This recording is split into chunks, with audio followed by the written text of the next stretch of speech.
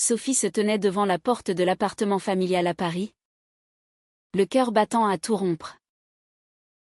Elle avait répété ces mots des centaines de fois dans sa tête. Mais maintenant, face à son père, il sortait comme un cri étouffé, « Papa, je suis lesbienne. » Son père, un homme d'affaires respecté de 50 ans, la regarda fixement, puis éclata en sanglots, avouant qu'il avait lui-même vécu une double vie avec un homme pendant des années, un choc qui fit basculer leur monde en un instant. Sophie n'avait jamais imaginé que sa confession déclencherait une telle avalanche. Assise sur le canapé du salon, les mains tremblantes, elle observait son père, Henri, qui s'effondrait en larmes pour la première fois de sa vie. Je ne sais pas comment te le dire. Ma fille, balbutia-t-il, la voix brisée. Mais depuis 20 ans, je vis avec ce secret. J'aime un homme. Ta mère le sait. Mais nous avons choisi de rester ensemble pour vous. Les enfants. Sophie sentit le sol se dérober sous ses pieds. Elle avait toujours vu son père comme un pilier inébranlable. Un modèle de virilité traditionnelle dans leur quartier bourgeois du 16e arrondissement. Et maintenant, cette révélation la confrontait à sa propre hypocrisie, elle qui avait lutté contre ses sentiments pour les femmes depuis l'adolescence. Craignant le jugement familial, découvrait que son père portait un fardeau similaire. Le lendemain matin, Sophie se réveilla avec une migraine lancinante. Elle avait passé la nuit aérée dans les rues de Paris, sous la pluie fine qui lavait les trottoirs. Comment avait-elle pu ignorer les signes? Les absences prolongées de son père pour des voyages d'affaires? Les regards distants qu'il échangeait avec sa mère lors des dîners familiaux. Elle décida de confronter sa mère, Claire, une professeure d'université élégante et réservée. « Maman, pourquoi n'as-tu rien dit ?» demanda Sophie. Les yeux rougis. Claire soupira, posant sa tasse de café. Pour protéger notre famille. Sophie. Dans notre société, l'homosexualité est encore un tabou. Surtout pour un homme comme ton père. Et toi? Tu es si jeune. Je ne voulais pas que tu portes ce poids. Mais Sophie sentit une colère monter, était-ce de la protection ou de la lâcheté? Elle pensa à Élise, la femme qu'elle aimait en secret depuis 2 ans. Une artiste libre et audacieuse qu'elle avait rencontrée à l'école des beaux-arts. Élise représentait tout ce que Sophie admirait, une indépendance farouche, des cheveux courts teints en bleu, et un tatouage discret sur l'épaule symbolisant la liberté. Elle s'était embrassée pour la première fois lors d'une exposition d'art contemporain. Un moment volé dans l'ombre d'une galerie. Mais Sophie avait toujours maintenu une distance, craignant que sa famille découvre leur relation. Maintenant, avec la révélation de son père, elle se sentait trahie par des années de mensonges. « Je dois lui dire » murmura-t-elle pour elle-même en composant le numéro d'Élise. Au téléphone, Élise répondit d'une voix joyeuse, « Sophie. Enfin. Tu m'as manqué. » Mais quand Sophie raconta l'histoire, Élise resta silencieuse un moment. C'est énorme. Viens chez moi. On en parle. Chez Élise. Dans un petit studio du Marais, l'atmosphère était chargée d'émotions. Élise serra Sophie dans ses bras. Mais celle-ci se raidit. « Et si tout ça détruit ma famille ?» demanda Sophie. Les larmes coulant. Élise, avec sa franchise habituelle, répondit, « Ta famille est déjà fissurée. Peut-être que c'est le moment de reconstruire sur la vérité. » Elles passèrent la soirée à discuter. Élise partageant ses propres expériences de coming out dans une famille conservatrice de province. Mes parents m'ont renié pendant 1 an, avoua-t-elle. Mais j'ai choisi de vivre authentiquement. Toi aussi. Tu le mérites. Sophie hocha la tête. Mais au fond d'elle, un doute persistait, était-elle prête à payer le prix de cette liberté? Le conflit s'intensifia quand Sophie rentra chez elle. Son frère cadet, Antoine, un étudiant en droit de 20 ans, l'attendait avec un regard accusateur. Papa m'a tout dit. Comment as-tu pu nous cacher ça, lança-t-il. Sophie riposta, et toi? Tu vis dans ton petit monde parfait sans voir la réalité. La dispute dégénéra, révélant des fissures plus profondes. Antoine, influencé par des amis traditionnalistes, voyait l'homosexualité comme une phase ou une faiblesse. Dans notre cercle, les gens parlent, dit-il. Ça pourrait ruiner la réputation de papa. Sophie sentit une rage bouillir. La société parisienne, avec ses normes rigides, pesait sur eux comme un étau. Elle décida de ne plus se taire. Les jours suivants, Sophie navigua entre son travail de graphiste et ses tourments intérieurs.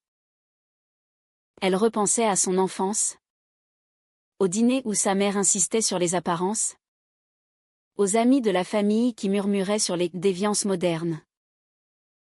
Un soir, elle rencontra Élise dans un café du quartier latin. « Je veux qu'on soit ensemble. » Pour de vrai, déclara Sophie. Élise sourit. Mais avec une pointe d'hésitation. Et ta famille?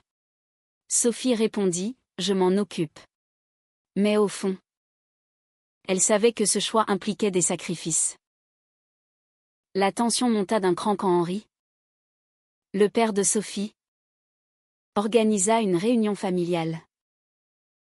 Assis autour de la table en chêne du salon, avec vue sur la tour Eiffel illuminée, l'atmosphère était électrique. Nous devons parler ouvertement, commença Henri. La voix tremblante. J'ai aimé un homme. Marc. Depuis des années. C'était une erreur de le cacher. Claire, la mère, posa sa main sur la sienne, mais ses yeux trahissaient une douleur accumulée. J'ai accepté pour les enfants, dit-elle. Mais ça m'a rongé. Antoine croisa les bras, et maintenant? On fait quoi avec ça? Sophie, sentant l'opportunité, intervint, moi aussi. J'aime une femme. Élise.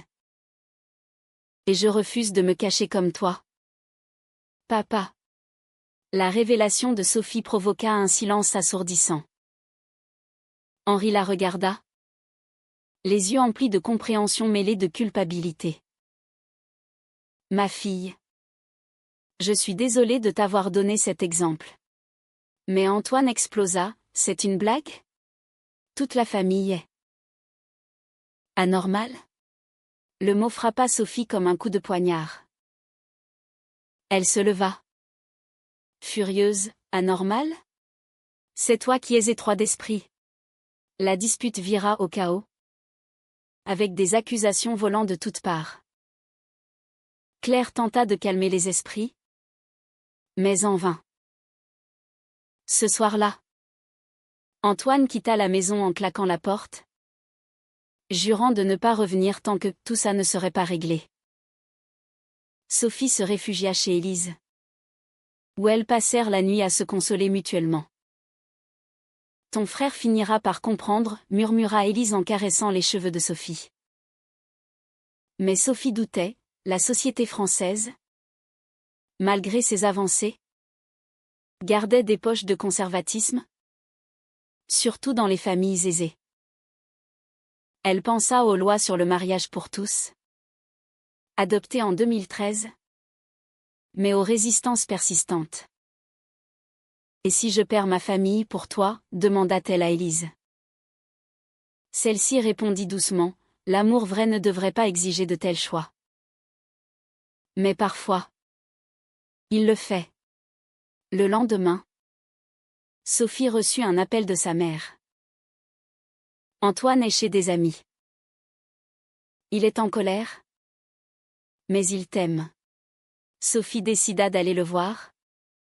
Dans un appartement étudiant près de la Sorbonne. Antoine l'accueillit froidement. Pourquoi maintenant? Pourquoi tout détruire? Demanda-t-il. Sophie expliqua ses luttes intérieures, les années à se forcer à sortir avec des garçons. La peur du rejet. J'ai vu papa souffrir en silence.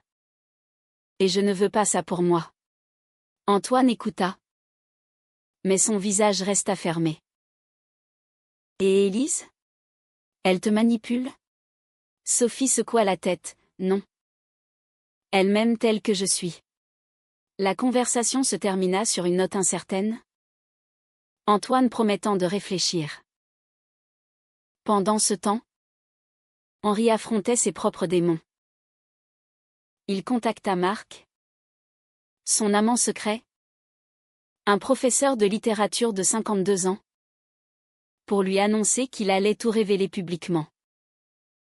Je ne peux plus vivre dans le mensonge, dit-il. Marc, prudent, répondit, pense à ta carrière, à ta famille. Mais Henri était déterminé.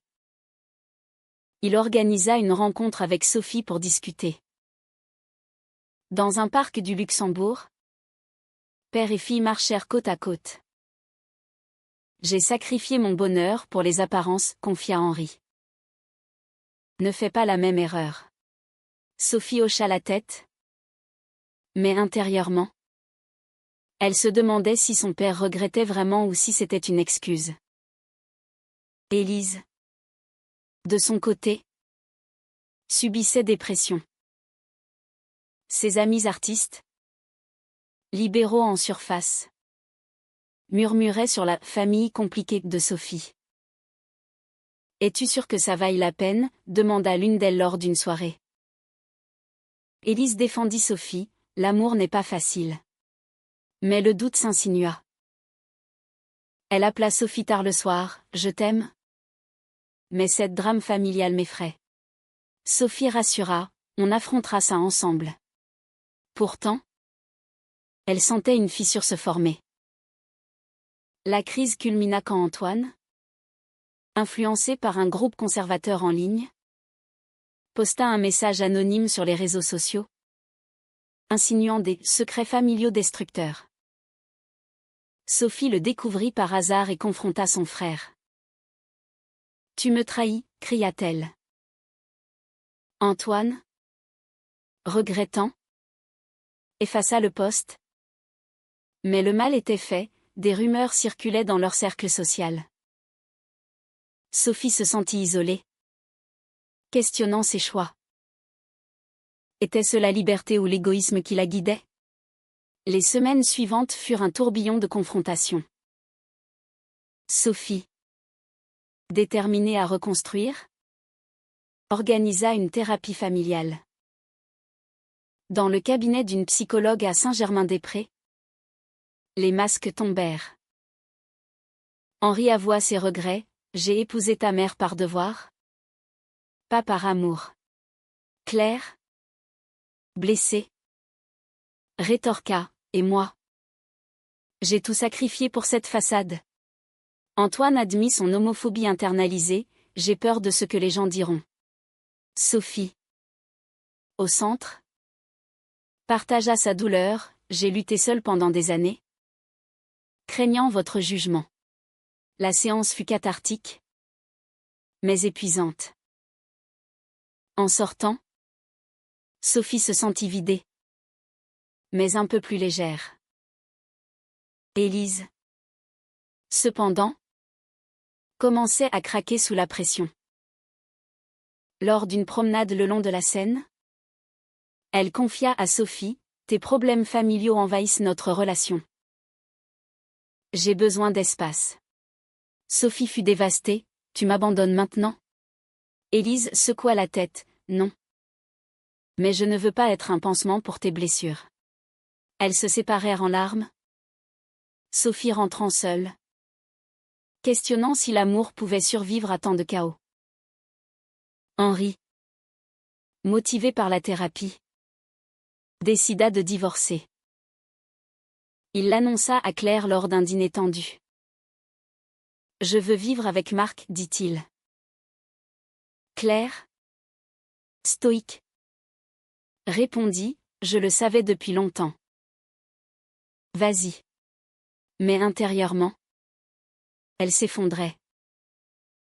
Elle appela Sophie pour du soutien. Ta père me quitte après 30 ans. Sophie, empathique, passa la nuit avec elle, écoutant ses peines. J'ai toujours su pour Marc, mais j'espérais que ça passerait. Sophie réalisa alors le sacrifice de sa mère, des années de silence pour maintenir l'unité familiale. Antoine, de son côté, évoluait lentement. Il rencontra Élise par hasard dans une librairie et s'excusa pour son comportement.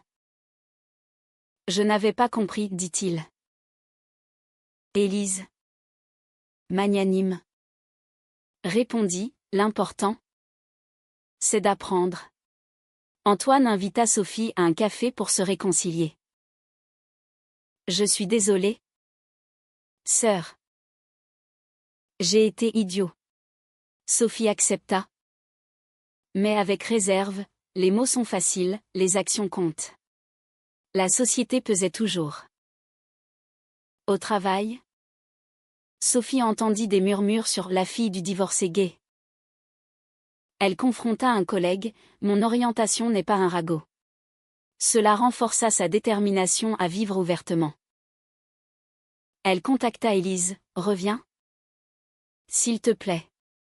Élise hésita, donne-moi du temps. Henri emménagea avec Marc dans un appartement modeste à Montmartre. Sophie les visita, voyant son père heureux pour la première fois. Merci de m'avoir poussé à la vérité, dit-il. Mais Sophie pensa au coup, la famille brisée, les amis perdus. Claire, seule, sombra dans la dépression.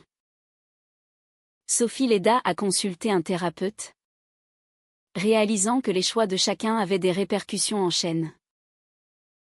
Était-ce égoïste de ma part, se demanda-t-elle. Élise revint finalement, après une semaine de réflexion. Je t'aime trop pour partir, dit-elle. Elles s'embrassèrent. Mais Sophie savait que les épreuves n'étaient pas finies.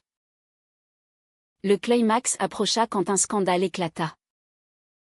Un journal local publia un article sur Henri, exposé par un ancien collègue jaloux. Homme d'affaires respecté mène une double vie. La famille fut assaillie de appels et de regards inquisiteurs. Sophie, furieuse, confronta son père. Pourquoi n'as-tu pas été plus discret? Henri répondit, la discrétion m'a tué à petit feu. Antoine, solidaire pour la première fois, défendit publiquement son père sur les réseaux, ma famille est humaine. Et l'amour n'a pas de genre. Cela attira des soutiens, mais aussi des haines. Sophie reçut des messages anonymes, dégénérés. Elle se tourna vers Élise pour du réconfort. Mais celle-ci, épuisée, suggéra une pause, c'est trop pour moi. Claire, revigorée par la thérapie, décida de voyager seule en Provence pour se retrouver. Je dois apprendre à vivre pour moi, dit-elle à Sophie. Celle-ci, admirative, réalisa que sa mère avait été la plus forte. Sophie affronta ses propres doutes lors d'une manifestation pour les droits LGBT à Paris. Parmi la foule arc-en-ciel, elle se sentit appartenir. Élise la rejoignit, je suis là. Elles marchèrent main dans la main. Un acte de défiance. Mais la trahison vint d'Antoine? Qui, sous pression, révéla accidentellement des détails intimes à un ami. L'ami le posta en ligne. Sophie, blessée, le confronta. Tu as promis. Antoine s'excusa. J'ai paniqué. Cela brisa temporairement leur lien. Henri, face au scandale, perdit des clients, mais gagna en authenticité. Il invita Sophie à dîner avec Marc. Voici ma nouvelle vie, dit-il. Sophie vit leur amour. Miroir du sien avec Élise. Élise et Sophie décidèrent de cohabiter. Un pas vers l'engagement. Mais les conflits internes persistaient, Sophie craignait l'abandon. Élise la suffocation. La famille se réunit pour Noël. Une tentative de guérison. Les tensions affleurèrent.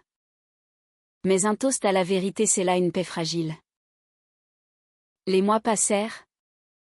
Et les cicatrices commencèrent à guérir. Sophie et Élise bâtirent une vie ensemble. Affrontant les préjugés quotidiens, regards désapprobateurs dans le métro. Commentaires subtils de voisins. Sophie excella au travail, canalisant son énergie dans des projets sur l'inclusion. J'ai payé cher. Mais je suis libre, se dit-elle. Henri et Marc se marièrent discrètement, avec Sophie comme témoin. Claire, présente, montra une acceptation sincère.